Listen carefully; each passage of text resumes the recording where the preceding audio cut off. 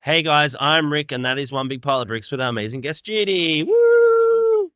Hi. Hello, Judy. How are you? Great, thanks. Really well, thanks, Rick. We're having a great weekend. We are. Bit of a shady one, but that's fine. Yeah, only for one. So, explain to the people listening and watching at home, what do you do? I have a fabulous business called Brickresales, and we're based in Queensland, but we're fairly much a national business with all our online. But we only deal with Lego parts, so we don't play with sets at all. Yeah. We just sell Lego parts. So we buy and sell pre-loved Lego parts.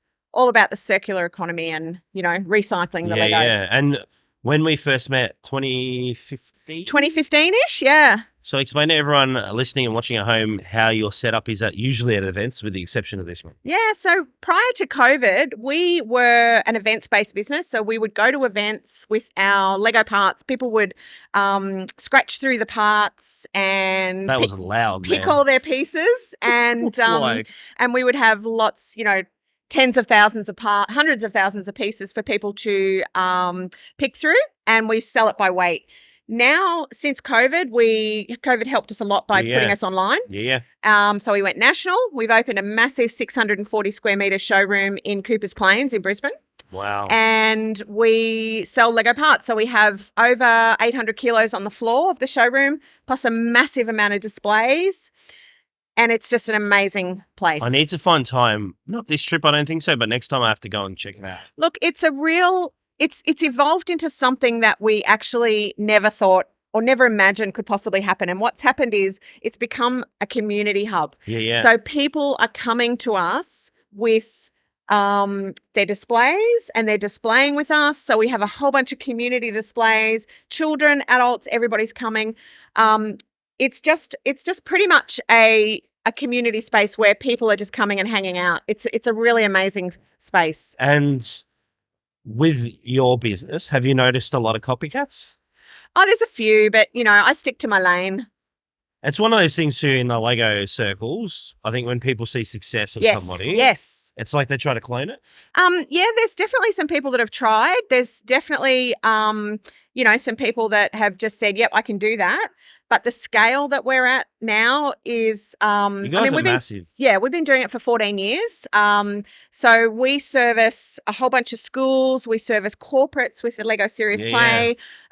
We service our showroom, obviously, and we service online. So we've got a fairly good following and a very dedicated support network as well. Because you not only attended Lego events, you did like your own halls, right? Yes. You would rent out halls before you had a place, right? Yes. So we would rent out halls, nothing less than about, 700 square meters. Wow, awesome.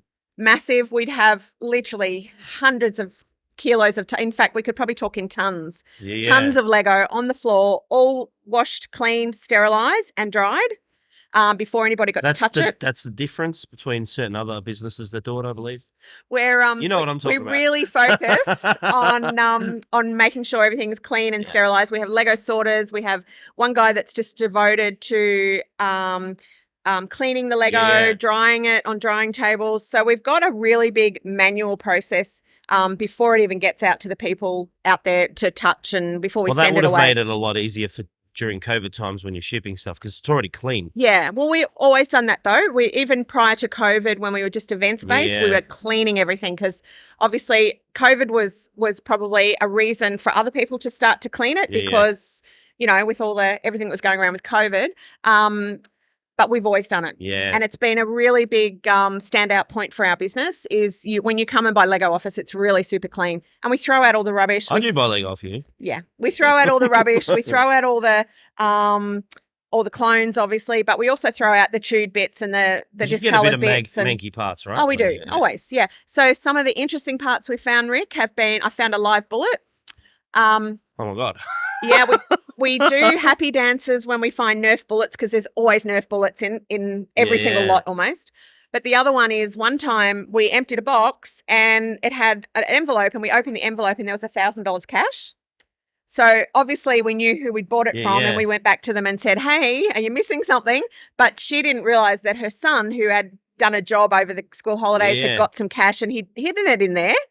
And he forgot about it. How can you forget about $1,000? I don't know. Who forgets about $1,000? Just obviously, like lazy grand, we gave it back to them, obviously. But that was, it was just like, wow. Yeah. So we found some really interesting, a few teeth, lots of cotton buds and, marbles, all the usual. the fun stuff, right? So with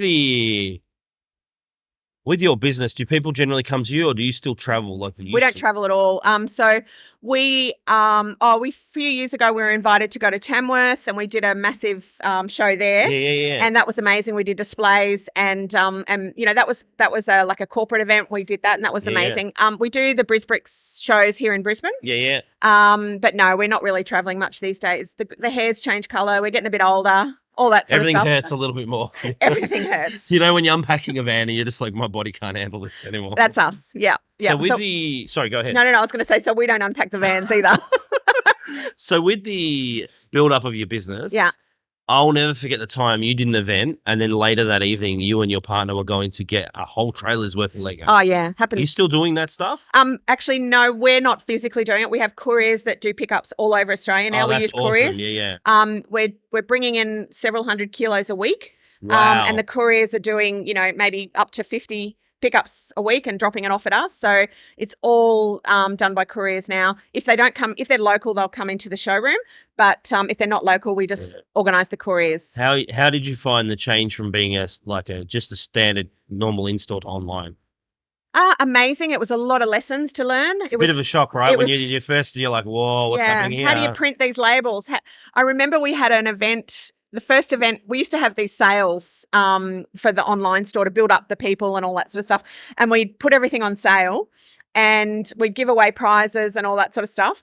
And then in amongst that, we had over 300 orders within about 2 hours. And we didn't have the system of Australia Post or, printing labels. They're ready to handwrite those labels. And Greg and I were writing. It took us 2.5 days to write all the envelopes and pack the orders. And, we had Mel and Ed, I think, at that stage helping us pack the orders. But it was insane. But I don't think anyone understands the work that goes into building a business. No. I think they think it's easy. They come to a Lego event, oh, you're making money. They don't understand. Yeah. I'm a big believer in we don't do it in our own strength. We cannot do it in our own strength. Yeah. We are the sum of all parts. So our team, we've got 11 full-time staff or almost full-time staff. We've got ancillary people that work with us, our marketing team. They don't even come into the office. We have our PR team who do so much work behind the scenes, accountants and bookkeepers and all those sort of people that work with us that don't even come into the office. And then we've got our front of house team. Well, you've also had a Lego master working for you at one stage. Yeah, he wasn't working for us. Anthony was using one of our rooms as a studio. Yeah. And we just offered that to him to help him kickstart his career, basically. So when we had space in the showroom before we filled every room, Anthony would come in and just build in there. So it was like a build room for him, and he was inspiring to all the kids that had come in, and they just loved taking photos with him. And he's a little bit famous now, right? He's a little bit famous. They all are.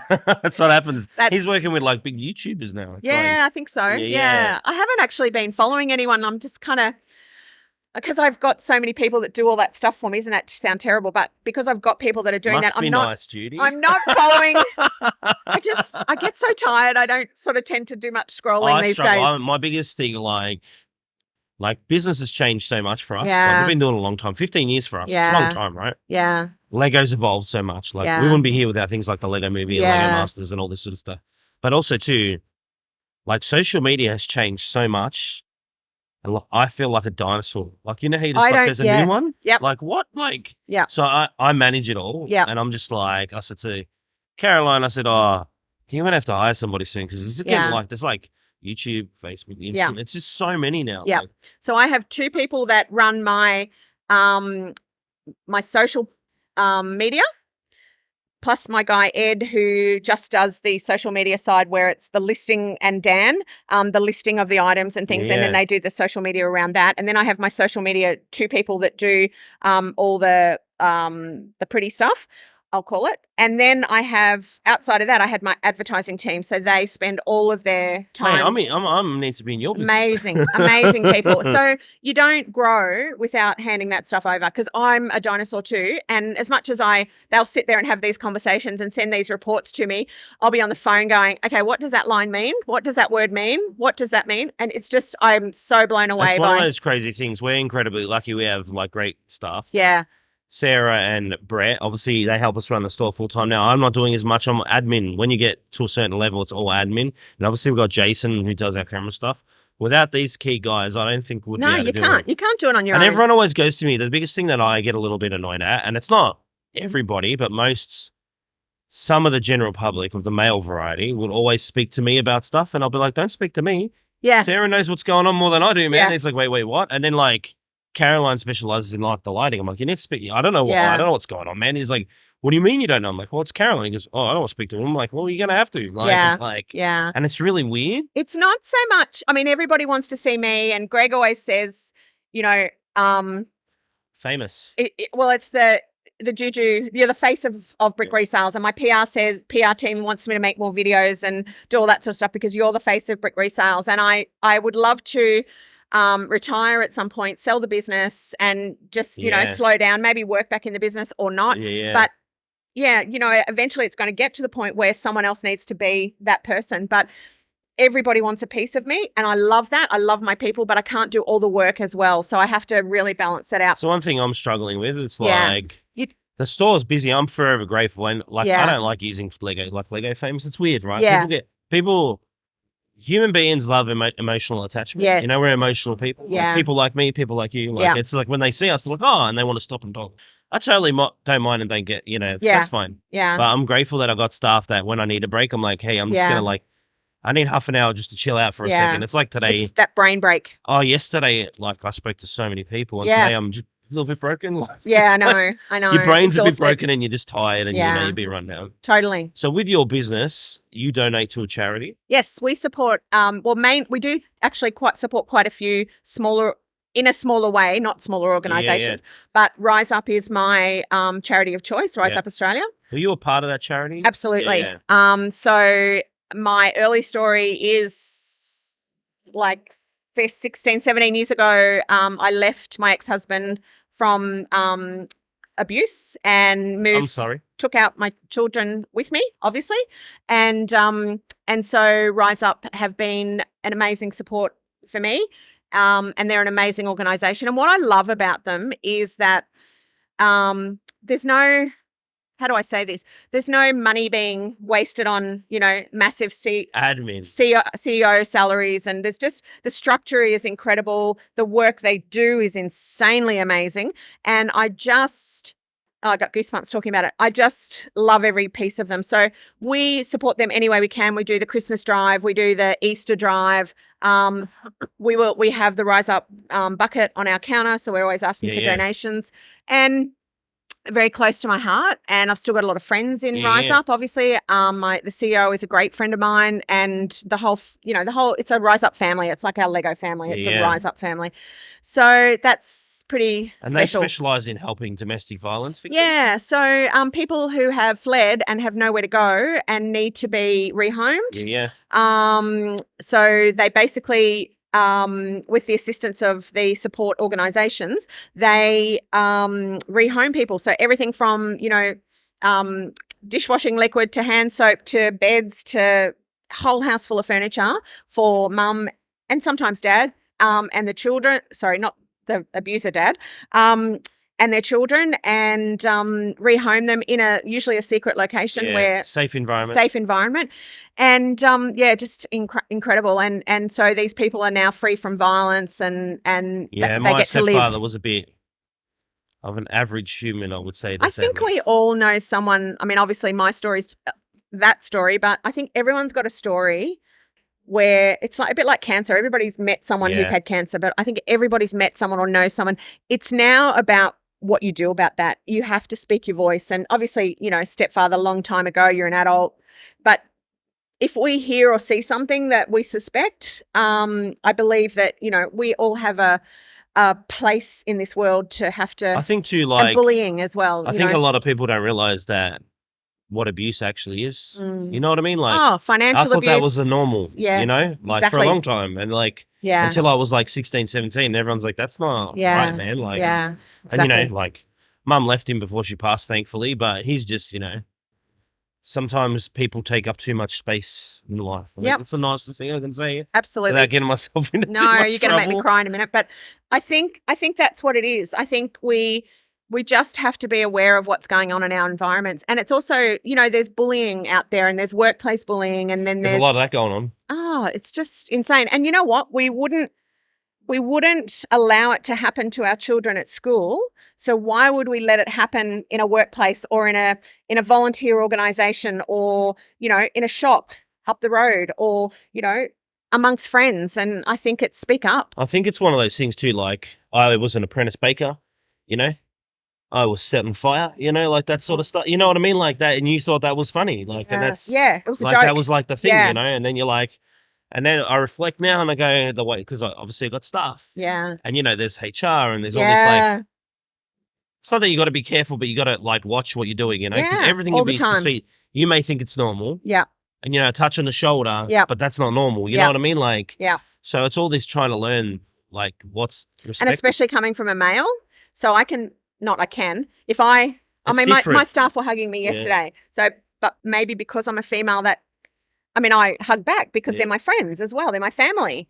And so, I hug back and perhaps it can be seen. I think if it came from a male, maybe it would be different. I don't know. I think it is a big too. I think we're in an interesting space right now. And I think everything's evolving so quickly. Yeah.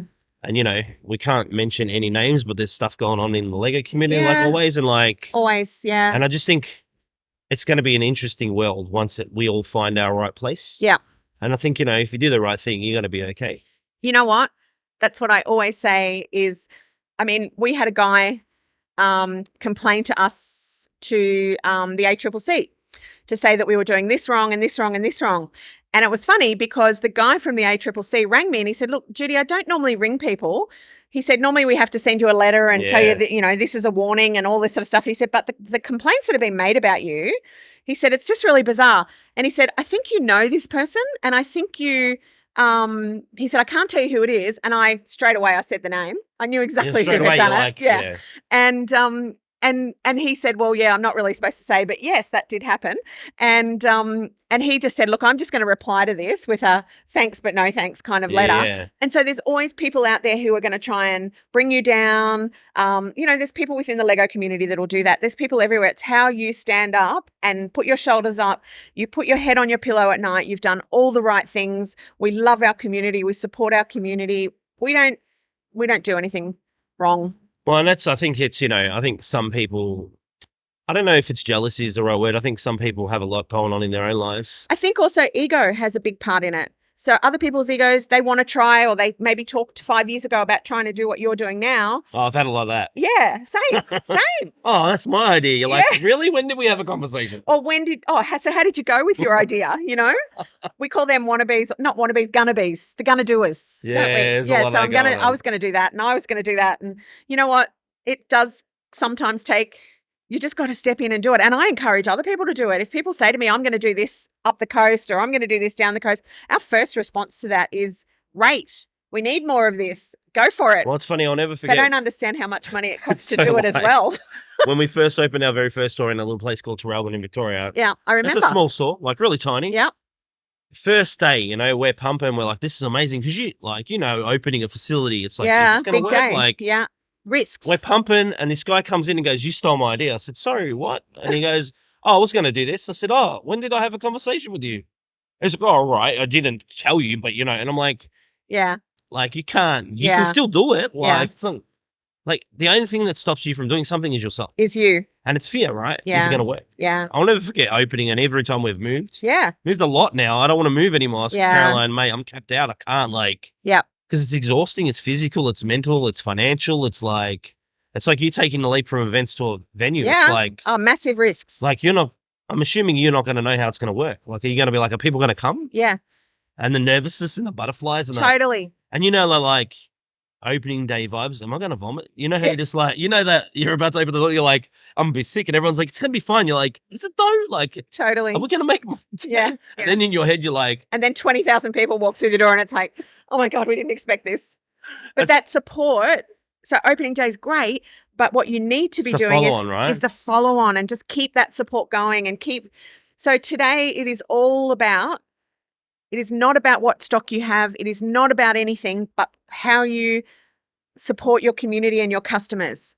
And that is 100% what it's about. Now, we build relationships with our customers, and you do too. And without that, like if you're rude and mean and nasty to people when they come in and you don't give them that experience, you will not have a hope in hell that they're going to come back the next day. So you have to make sure that that first visit, that second visit, every single visit is special to them. Well, and I think too, and that, you know, I noticed with other retailers is that I think it's creating a safe environment, having great staff. Like, it's not like, you know, I always get, oh, you've done a fantastic job. Like, mate, it's not me. Yeah, like, everyone's like, what do you mean? It's like, it's our team. They're like, just because I'm the one that wants to be on the camera and I'm the one that's pushing it. Yeah. Like, they're uncomfortable to be on camera. I respect that. I don't want to force people to do stuff. Yeah. And it's like, you know, I went away for 2 months. The business ran awesome. I didn't have to worry. Like, I knew the team had it. You know, I'll never forget coming back and the first thing one of my employees said, Brett, he's one of the older ones. He goes, I'm glad you're back. I don't want to be on camera anymore. It was so funny. You know, I'm like, dude, it's fine. You were great. He's like, yeah, but, you know, I'm not you. I said, yeah, but you don't have to be me. Yeah. And everyone likes you. Like, people come to see him now. Exactly. And he said sorry to me the other day. I'm like, why are you apologizing to me? Yeah. Because, you know, that customer, you know, you're talking to them and they go, can I see Brett? I'm like, yeah. That's what I want. Yeah, exactly. I don't want people to be relying on me all the time. Like, I want people to rely on you because you guys are awesome. And that's one thing I really encourage my team to be, is to build those relationships. And that's why you selected those team people, to be that relationship, to do those things with the customers, to give them, you know, we always try and give them, you know, that extra mile and that extra thing. And if we have to walk down to the back of the rooms, you know, 200 meters or 100 meters, whatever it is, however long it is, if we have to walk all the way back there to get one little weapon or something that they wanted, their child wanted, and they walk out going, I got it. Well, that's it about, and it's not always about, I think people forget it's not always about money. Yeah. You know, like, and this is what we've had a few customers in the past weeks. Sorry, I'm not buying anything. I'm like, mate, I don't care. Yeah, just come exactly. say hello. Come and hang out. And they go, I said, this is why we don't pressure you to buy things. Yeah. Like, especially in the current climate, right? Yeah. It's a weird environment Very right now. weird. We don't know what tomorrow is going to be. Yeah. And, you know, financially, the world's in a weird place, you know. Yeah. And thankfully, we survived COVID, right? Yeah. I was scared. I was like, are we going to? Yeah. And, you know, web took off, thankfully. But, like, back in Victoria, it was bad. We were getting locked down like, every second week. Shocking. Yeah. Like, Jason's, you know, he's an artist, no work. Like, we're all, like, freaking out, like, what's going to happen? Mm. Thankfully, we managed to carry most of our team. Some, unfortunately, said, we can't afford it. Like, yeah, exactly. And you got to be real about it, right? It's like, I don't want to accept JobKeeper because I don't want to be taking money I don't need. And plus, I'd rather you look for work that you can find. Exactly. You know? Yeah. So when you first started your business, how did you 14 years ago. How did you know it was going to be a success? I didn't. I just wanted to feed my kids. Because it was out of my garage, my single garage in a townhouse we were renting at the time, and it was just me and the kids at that time. And you know, I used to have people come and spend 2 hours in my garage, and I'd get $20 off them, and I was wrapped. And then it just grew and grew and grew. I started going to Brisbane events, and I started going to it. And then eventually, I think in about 2016, 2015, we started our own events. Yeah, I think it's around the time I met you. I think it was. And that just went gangbusters, because we could see that when we went to a Brisbane event, we were very much in demand because there was nobody else where you could pick all your pieces.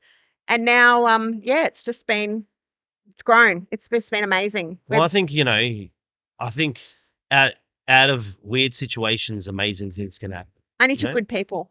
I think, I believe we've been really blessed, and we've done the right thing, and we've, you know, good people, and we just.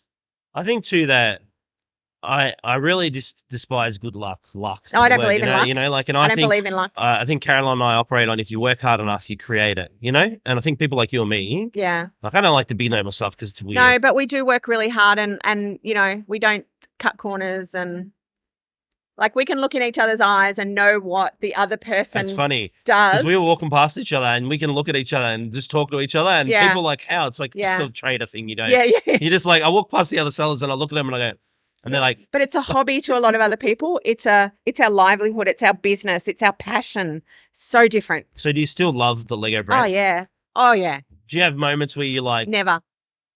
My brain break during the day if I'm just too much at my desk, and I go out and I just start scratching in the Lego, and it calms me. I've started building again. I didn't for a long time, but just to sort of like. But it's like this though with building. It's to calm my brain. Sometimes business, you know, like, people don't understand that when you reach a certain level, it's all accountants and bankers and it's all this rubbish. Yeah. It's fake stuff, like, well, you know, where it's not like You just got to I just come want to back. build. Yeah. Yeah. So we're building. Greg's building. We've got lots of our builds in the showroom. And we are Greg's enjoying the build. Greg's a great human. He's awesome. Oh my goodness. But I wanted to say a massive thank you. No, thank you. I know you're nervous, but it's all good. Jason's given us the sign. That's awesome. We haven't caught up in a lot of years. Yeah, it's been a long time. I'm glad I'm back. Jason's been amazing. Yeah. Are you following us on Facebook and everything? Oh, of course I do. Great. Excellent. Are you following us? I've been stalking you for years, man. Well, if you're looking for Lego parts, Judy's the person to go to. She has an amazing range. Support. I'll put the charity down there as well because domestic violence is a big thing for me because, Mum went through that stuff. Thank you. But thank you so much, Judy. Thank you, Rick. Thank you. See ya.